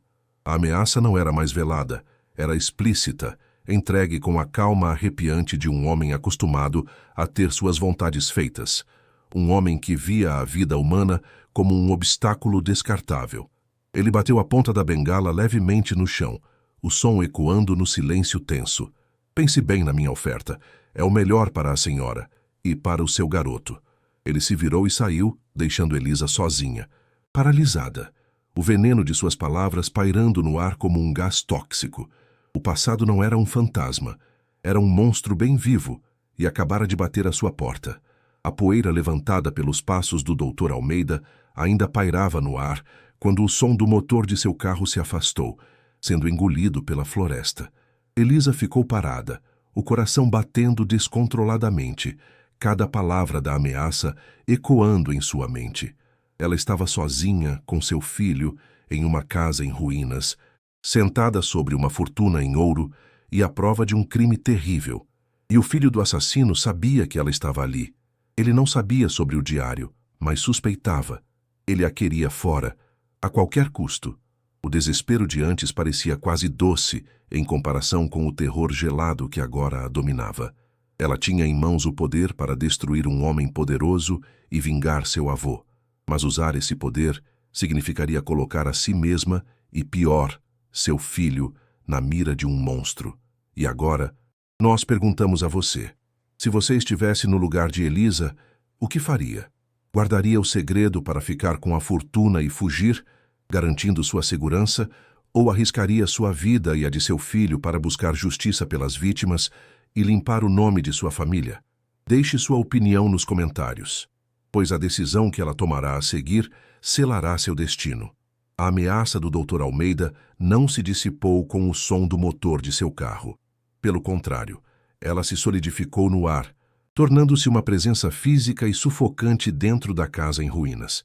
Elisa permaneceu paralisada por longos minutos, o corpo inteiro vibrando com um terror residual. O sorriso polido, os olhos de predador, a voz suave proferindo palavras de morte. Tudo se repetia em sua mente, em um loop aterrorizante. Ele não estava blefando. A calma com que ele descreveu os acidentes era a calma de um homem que já havia ordenado ou testemunhado coisas muito piores. Ele era o filho do coronel Bastos, o herdeiro de um legado de sangue e impunidade. O diário em suas mãos não era apenas a prova de um crime antigo. Era a sentença de morte dela e de seu filho, caso caísse nas mãos erradas. Um nó de gelo se formou em seu estômago. Ela olhou para a tábua solta, para o lugar onde a fortuna e a verdade estavam escondidas, e percebeu que estava sentada sobre uma bomba-relógio, e o Dr. Almeida acabara de acionar o cronômetro. O pânico ameaçou afogá-la, mas a imagem do rosto sonolento de Lucas, que surgira na porta do quarto vizinho, foi a âncora que a impediu de se desintegrar. O menino a olhava com uma expressão confusa, sentindo a tensão no ar, sem compreendê-la. Quem era aquele homem, mamãe? Elisa forçou seus lábios a formarem um sorriso que pareceu uma careta de dor. Ninguém importante, meu filho. Um vizinho curioso. A mentira arranhou sua garganta. Proteger Lucas não significava mais apenas arranjar comida e um teto. Significava protegê-lo de monstros de carne e osso, monstros que usavam ternos de linho e falavam com cortesia. Ela sabia, com uma certeza que gelava seus ossos, que não poderia permanecer naquela casa. A visita de Almeida não foi um aviso, foi a primeira etapa de um cerco. Ele voltaria, e da próxima vez não seria para uma conversa. Ela precisava de ajuda, precisava de um aliado. Mas ali, naquele fim de mundo, isolada de tudo e todos, quem poderia ajudá-la? A solidão nunca pareceu tão absoluta e mortal. Foi então que uma memória fragmentada, quase esquecida, emergiu do fundo de sua mente exausta. Na primeira noite, enquanto o desespero a mantinha acordada, ela havia visto, bem longe, quase no limite do que seus olhos podiam alcançar na escuridão, um ponto de luz amarelada e trêmula. Uma lamparina, talvez um lampião, piscando na mata densa. Outra habitação, outra alma viva naquele deserto de isolamento. Na época, a visão a assustara. Mais um elemento desconhecido em um ambiente hostil. Agora, aquela luz se tornara sua única e mais desesperada esperança. Era uma aposta insana. A pessoa que vivia ali poderia ser hostil, indiferente ou até mesmo um dos homens do Dr. Almeida, mas a alternativa, esperar passivamente pelo retorno do predador, era impensável. A adrenalina começou a queimar em suas veias, superando a exaustão. Ela precisava ir até aquela luz, precisava arriscar tudo na possibilidade de que o ocupante daquela casa distante não fosse um monstro, mas um ser humano. Tomar a decisão foi uma coisa, executá-la foi outra. O sol já começava a descer, e a ideia de se embrenhar na mata escura era aterrorizante. Mas o medo do desconhecido na floresta era menor que o medo da certeza que a aguardava se ficasse. Ela esperou Lucas adormecer, cantando para ele uma canção de ninar com a voz trêmula. Cada nota um esforço para soar calma. Quando a respiração do menino se tornou profunda e regular, ela agiu. Com o coração na boca, escondeu o diário por dentro de sua blusa. O couro velho e rachado roçando sua pele. O livro era a sua única arma, a sua única prova.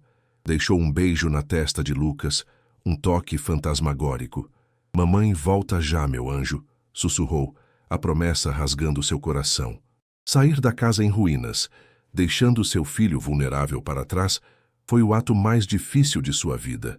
Cada passo para longe dele era uma tortura, uma traição a seu instinto mais básico, mas ela sabia que era a única chance de salvá-los. A noite na mata era uma entidade viva e pulsante. A escuridão era quase total, quebrada apenas por frestas de um luar pálido que mal conseguia penetrar a copa densa das árvores. Cada som era amplificado.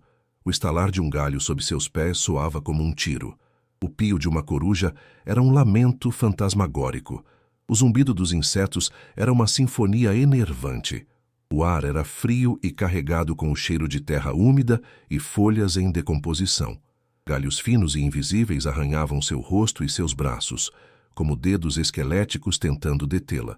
O medo era uma presença física a seu lado, sussurrando em seu ouvido que ela estava louca, que deveria voltar para a segurança precária da casa.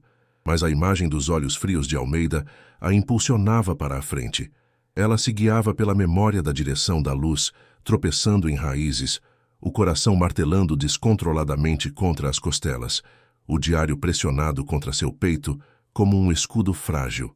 Depois do que pareceu uma eternidade, ela viu a luz, uma janela solitária, um pequeno quadrado de calor amarelo e acolhedor na imensidão negra da floresta. A luz vinha de uma casinha minúscula, pouco mais que um casebre de madeira e barro, com um telhado de zinco e uma pequena chaminé de onde saía um fio de fumaça. Era infinitamente menor e mais pobre que a sua própria casa em ruínas, mas irradiava uma sensação de vida, de calor humano, que a sua não possuía. Parecia um santuário. Ela se aproximou com cautela, os pés afundando na terra macia. Parou a poucos metros da porta, o corpo inteiro tremendo, a respiração ofegante. E se ela estivesse errada? E se, ao bater naquela porta, ela estivesse apenas acelerando o próprio fim? A hesitação a paralisou. O silêncio era profundo, quebrado apenas pelo som de sua própria respiração e pelo crepitar distante do fogo dentro da casa. Era o momento da verdade. Reuniu o que restava de sua coragem e ergueu a mão. Sua batida na porta de madeira soou absurdamente alta na quietude da noite. Foi um som fraco, hesitante, mas ecoou como uma explosão. Imediatamente, ouviu um movimento lá dentro. O ranger de uma cadeira, passos lentos e arrastados se aproximando. Uma voz rouca e envelhecida perguntou do outro lado: "Quem é?" A voz não era ameaçadora, apenas cautelosa. "Meu nome é Elisa", ela respondeu, a voz saindo mais como um sussurro. Sou a nova moradora da Casa Grande, a casa dos Guedes. Eu preciso de ajuda." Houve um longo silêncio do outro lado da porta, tão longo que Elisa pensou que o homem a mandaria embora.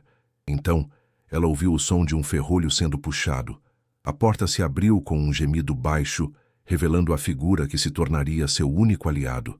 Era um homem de idade quase impossível, talvez 90 anos, a pele um mapa de rugas profundas curtida pelo sol de uma vida inteira, mas seus olhos, sob sobrancelhas brancas e espessas, eram incrivelmente lúcidos e penetrantes. O homem, apoiado em um cajado de madeira lisa, a examinou dos pés à cabeça. Seu olhar não era de hostilidade, mas de uma curiosidade profunda, quase triste. Ele olhou para o rosto arranhado dela, para suas roupas sujas, para o volume estranho sob sua blusa. "A neta do Dr. Otávio", ele disse, mais como uma constatação do que uma pergunta. A forma como ele disse "Dr. Otávio", com um respeito que ela jamais ouvira, fez o coração de Elisa dar um salto. "Entre, menina. A noite não é lugar para uma Guedes ficar do lado de fora." Ele se afastou, abrindo espaço para que ela passasse. O interior da casa era um único cômodo, mas impecavelmente limpo e arrumado. O ar cheirava a café fresco e a fumaça de lenha. Uma lamparina a querosene sobre uma mesa de madeira iluminava o ambiente com uma luz dourada e quente. Era o oposto exato da casa dela, pequeno, mas cheio de vida, pobre, mas um lar. A sensação de segurança era tão avassaladora que as pernas de Elisa fraquejaram. Ela entrou e o homem fechou a porta, passando o ferrolho novamente.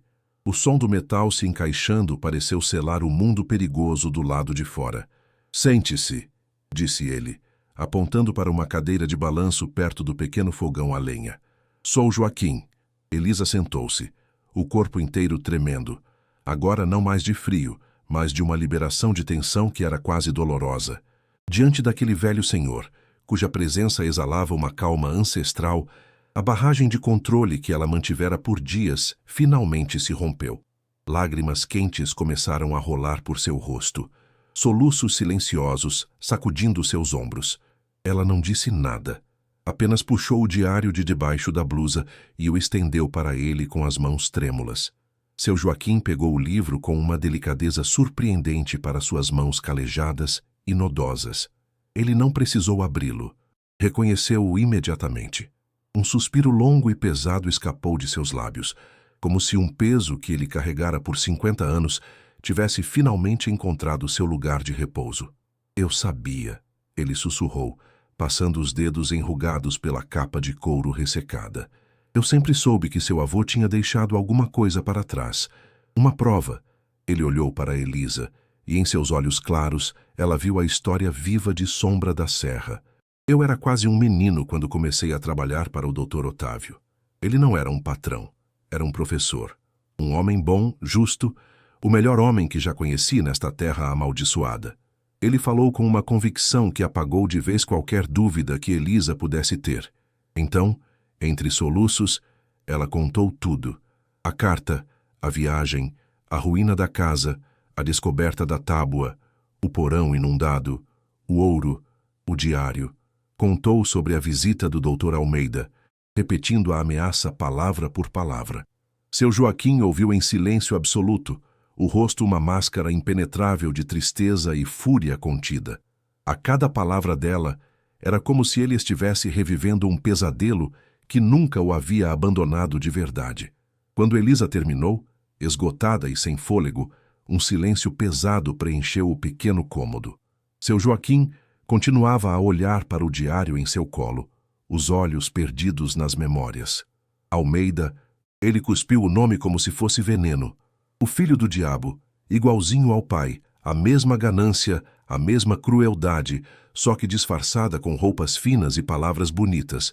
O coronel Bastos era um animal selvagem. O filho é uma serpente. Mais perigoso, porque a gente não vê o bote chegando. Ele finalmente ergueu o olhar para Elisa. Seu avô não era culpado de nada, menina. Ele foi a vítima. Ele e a família Ferreira. Eu me lembro da noite dos tiros. Lembro do silêncio que caiu sobre a cidade no dia seguinte. Um silêncio de medo. Ninguém teve coragem de falar. Ninguém. Eu era jovem, tinha família. Eu me calei também. E carreguei essa vergonha por 50 anos. Uma lágrima solitária e teimosa desceu por uma das rugas profundas em seu rosto. O que está neste livro, disse ele, batendo levemente no diário, é a verdade que todos nós sabíamos, mas que ninguém ousava dizer em voz alta. O coronel matou os Ferreiras porque eles eram uma pedra no sapato dele, um empecilho para os seus negócios sujos com os militares. E ele incriminou seu avô para roubar a terra dele, onde ele suspeitava que houvesse algo de valor, mesmo sem saber do ouro. Ele transformou um homem bom em um monstro, um assassino em uma vítima, e todos nós assistimos calados. A voz dele era baixa, mas carregada com o peso de décadas de culpa e raiva impotente. Elisa sentia como se estivesse ouvindo não apenas um homem, mas o fantasma de uma geração inteira. A voz de todos que foram silenciados pelo medo. A história do diário, antes um relato solitário, agora se conectava a uma memória viva, tornando-se terrivelmente real. Ela não estava mais apenas lendo sobre o passado, ela estava sentada em frente a ele. Elisa sentiu uma onda de compaixão por aquele homem idoso que carregara um fardo tão pesado por tanto tempo. Mas a compaixão foi rapidamente substituída por uma pergunta urgente. Mas como provar? O diário é a palavra do meu avô contra a de uma família poderosa. Eles vão dizer que ele inventou tudo para se justificar. Ela olhou para seu Joaquim, o desespero voltando a se insinuar em sua voz. Era a palavra de um criminoso, morto contra a de um doutor respeitado. Quem acreditaria nela? Seu Joaquim ficou em silêncio por um momento, os olhos fixos na chama dançante da lamparina. Parecia estar travando uma batalha interna, decidindo se deveria ou não desenterrar o último e mais terrível segredo. Finalmente, ele se inclinou para a frente, a voz baixando para um sussurro conspiratório, e disse as palavras que mudariam tudo. Eles precisam de corpos, não é? Sem corpos, não há assassinato. É apenas uma história. Alguns dias depois do massacre, continuou ele, a voz ainda mais baixa, eu estava caçando tarde da noite. Tinha medo de sair durante o dia. Fui para os lados do riacho, na divisa das terras do seu avô com as que o coronel já possuía. A noite estava clara, lua cheia, e eu vi 2 dos capangas do coronel. Eles não estavam caçando, estavam cavando.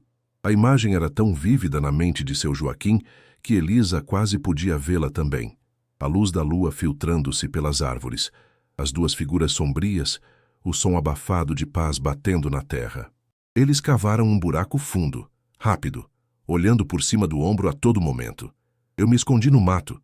O coração parecia que ia sair pela boca. Eles jogaram algo dentro, enrolado em sacos de estopa. Eram do tamanho de pessoas. E então eles cobriram tudo, jogaram folhas secas por cima e foram embora como se nada tivesse acontecido. Um arrepio glacial percorreu a espinha de Elisa. Onde? Ela sussurrou, a garganta seca. Onde eles estão enterrados? Seu Joaquim fechou os olhos, como se estivesse visualizando o mapa daquela noite em sua mente.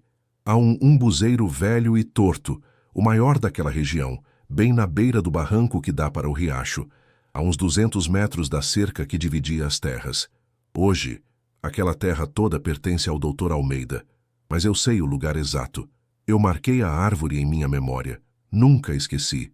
Os corpos da família Ferreira estão lá, enterrados em cova rasa, como animais. A revelação pairou no ar, pesada e horrível. Era a peça que faltava, a prova irrefutável. O diário contava o crime. Seu Joaquim sabia onde estavam as vítimas. A história estava completa. A armadilha para Almeida estava montada. Só faltava acioná-la. Mas naquele exato momento, um som distante fez os dois se sobressaltarem. Um som baixo e profundo, que parecia vir das entranhas da terra. O primeiro trovão da noite. A atmosfera na pequena cabana mudou instantaneamente. O peso da revelação deu lugar a uma nova e urgente tensão. O vento começou a uivar do lado de fora, chicoteando os galhos das árvores contra o telhado de zinco. Uma tempestade está chegando, murmurou seu Joaquim, olhando para a janela escura. E o filho do diabo é como o pai, impaciente e cruel. Ele não vai esperar muito tempo pela sua resposta, menina. O fato de você ter recusado a oferta dele foi uma afronta. Ele vai agir, e vai agir rápido. As palavras dele atingiram Elisa como um soco. Lucas, seu filho, estava sozinho naquela casa, caindo aos pedaços, com uma tempestade se formando e um monstro à espreita. O pânico, que havia sido substituído pela raiva e pela determinação, voltou com força total. Eu preciso voltar, disse ela, levantando-se abruptamente. Meu filho, ele está sozinho. Vá com cuidado, disse seu Joaquim, levantando-se também. O corpo velho movendo-se com uma agilidade surpreendente. Não use a estrada. Vá pela matas por onde veio. E fique atenta. Se ouvir qualquer coisa, volte para cá. Não hesite. Ele colocou uma mão ossuda no ombro de Elisa e o toque foi surpreendentemente firme. Você não está mais sozinha, menina. O que seu avô começou, nós vamos terminar, juntos. Naquele instante, Elisa não viu apenas um velho vizinho.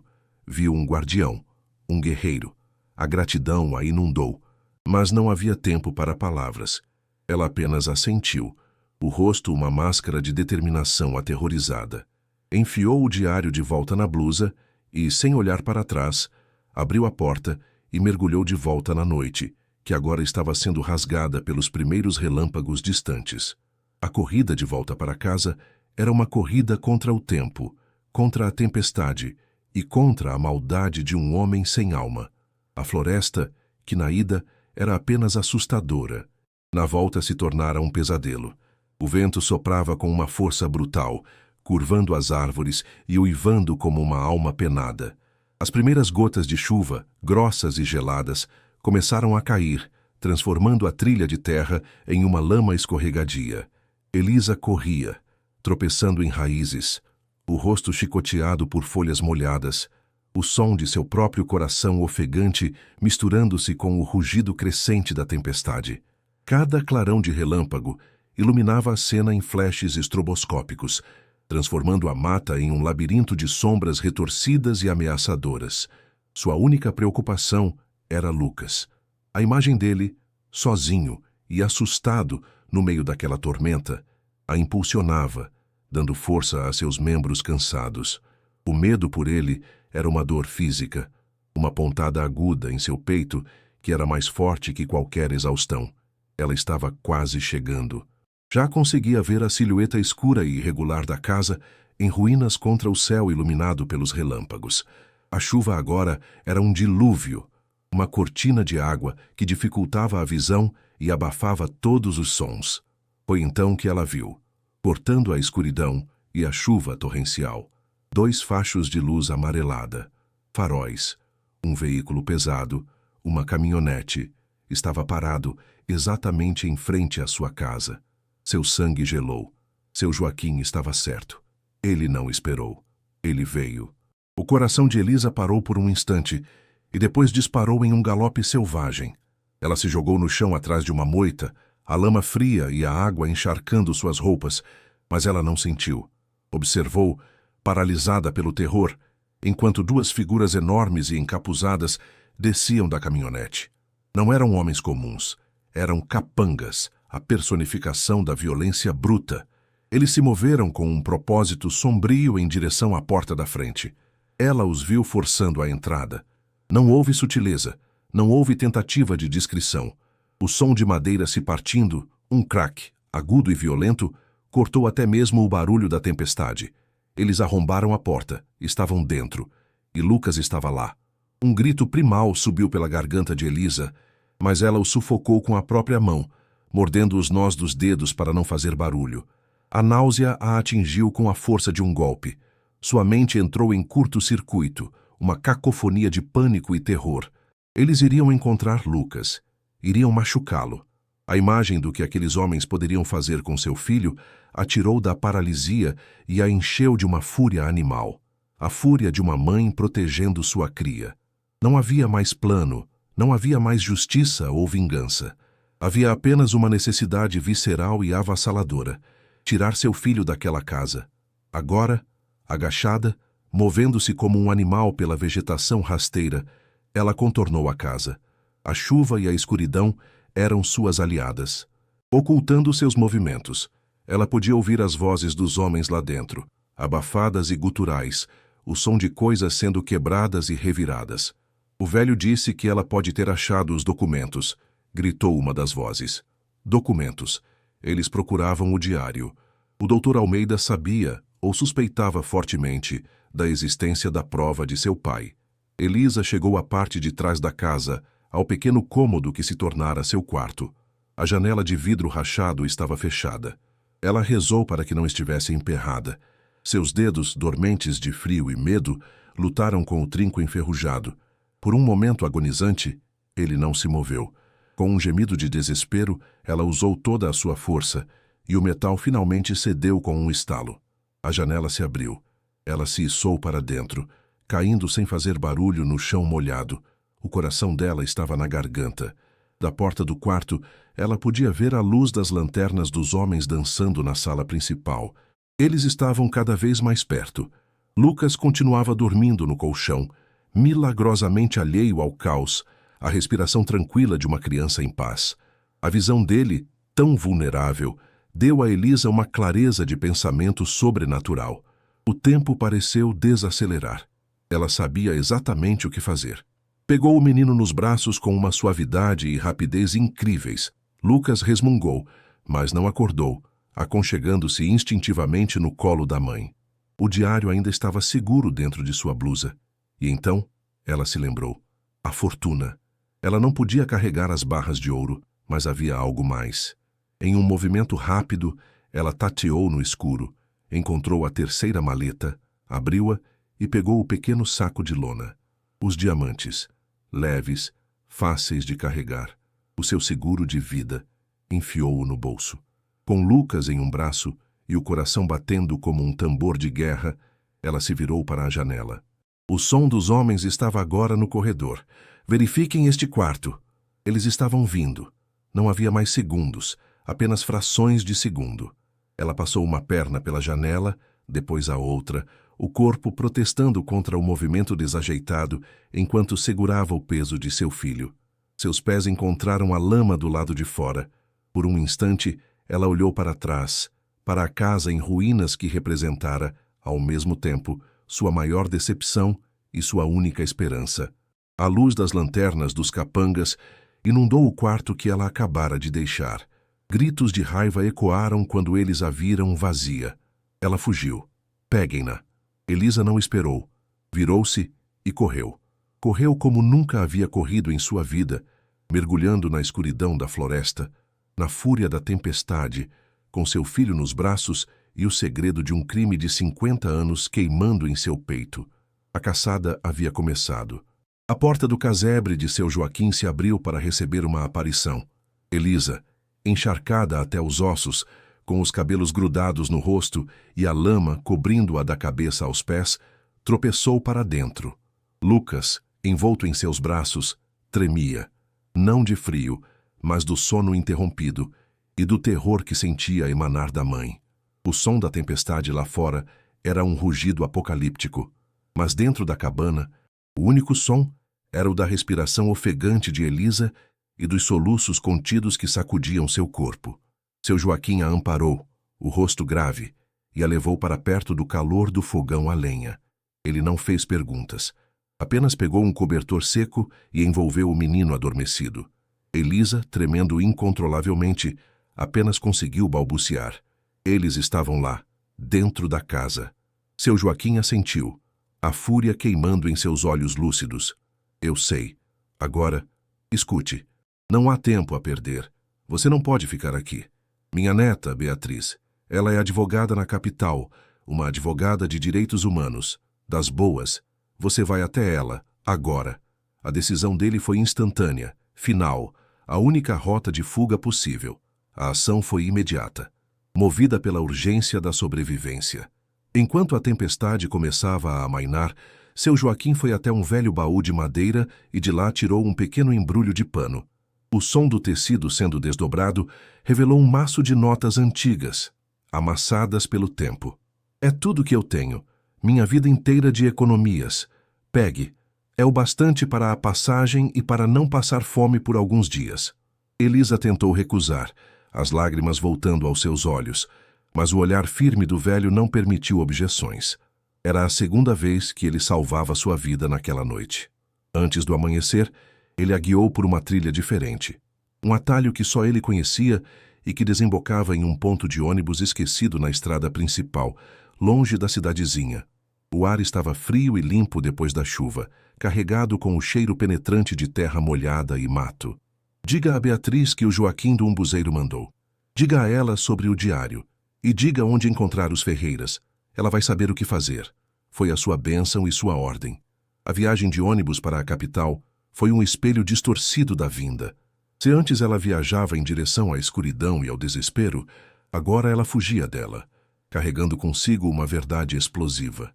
Sentada no banco de vinil, com Lucas dormindo tranquilamente em seu colo, Elisa sentia o peso físico de seus segredos.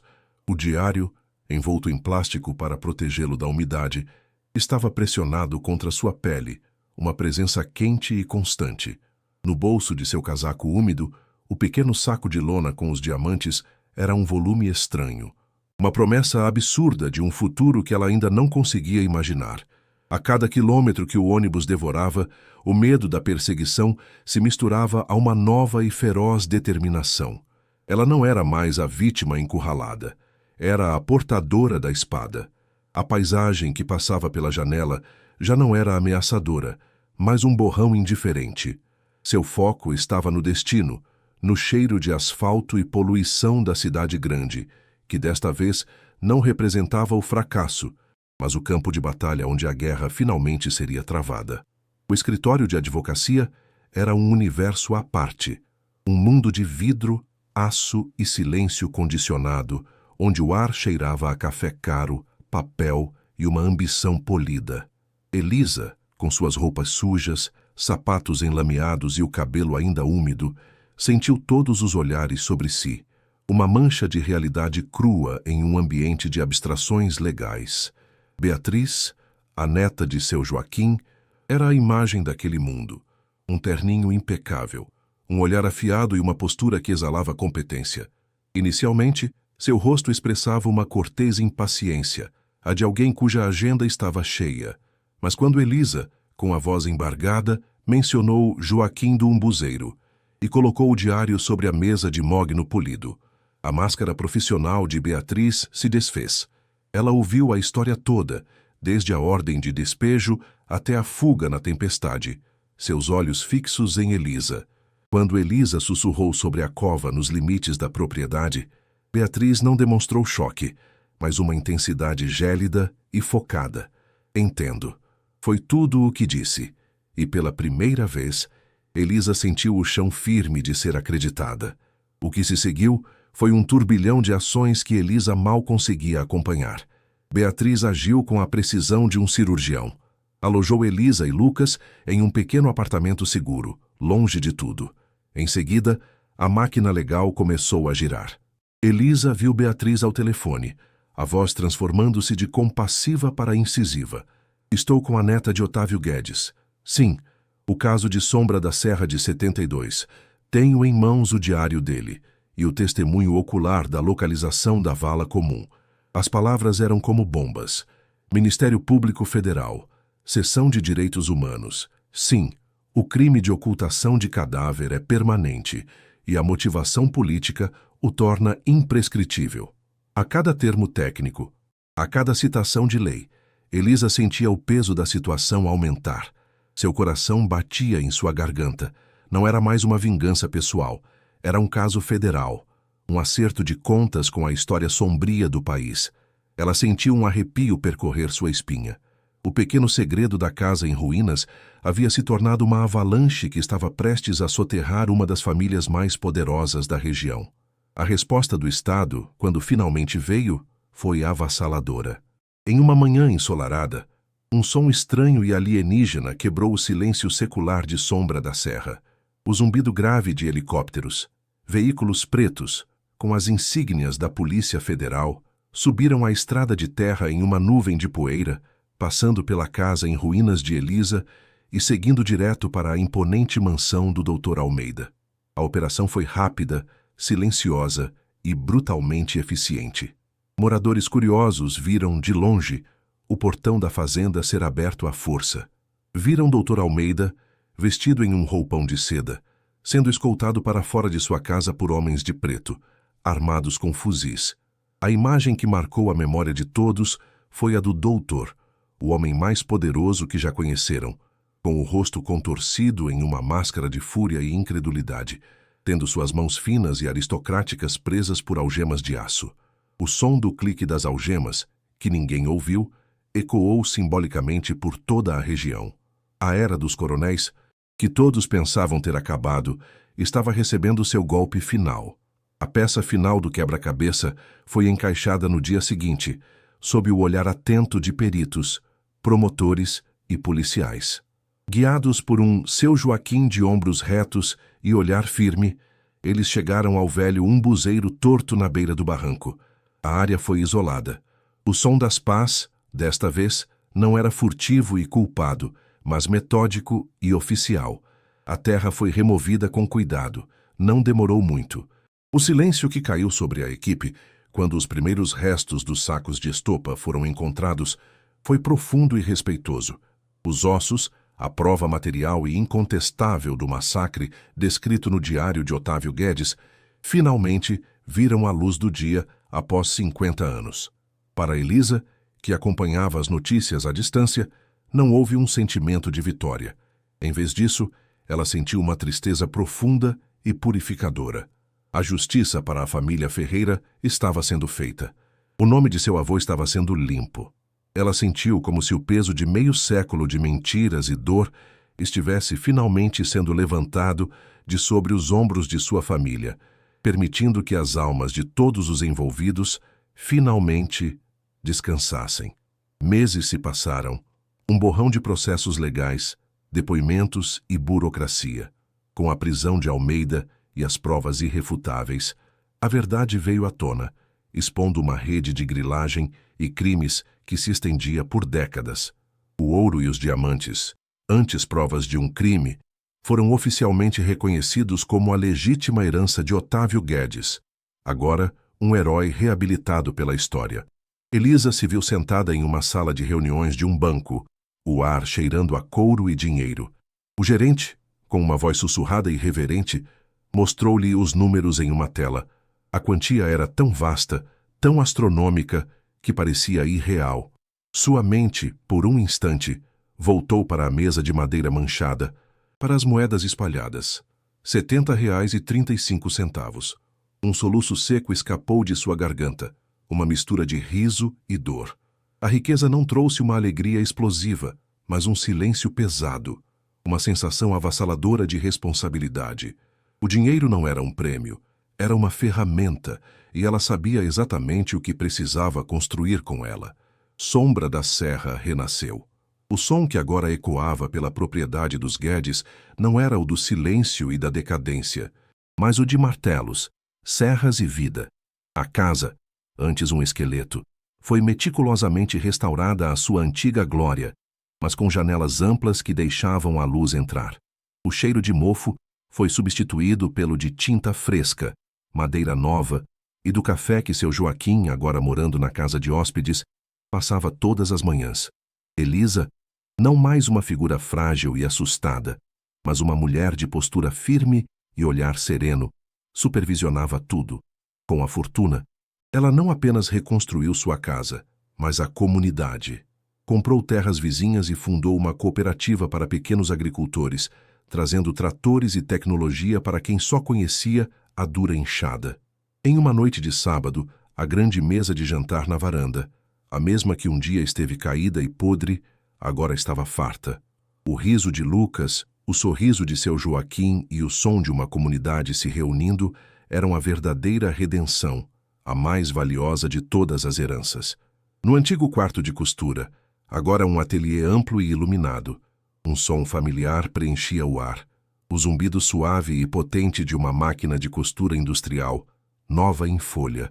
Elisa guiava um tecido de algodão colorido sob a agulha veloz, não por necessidade, mas por pura alegria. O movimento era meditativo, uma conexão com a mulher que ela fora, mas agora despida de todo o desespero. Ela parou e olhou pela janela. A mesma janela pela qual fugira naquela noite de tempestade. Agora, a vista era de campos verdes, de casas com telhados novos e de crianças brincando no quintal da fundação que criara em memória da família Ferreira. O fantasma do apartamento escuro, do cheiro de mofo e da contagem de moedas era apenas isso, um fantasma distante, uma lembrança que servia apenas para realçar o brilho do presente. Ela sentiu o coração pleno, uma sensação de paz que o dinheiro não podia comprar, mas que a justiça havia tornado possível. A jornada de Elisa, de uma ruína a outra, a levou finalmente para casa. Se você se emocionou com esta história de resiliência e justiça, não pare por aqui.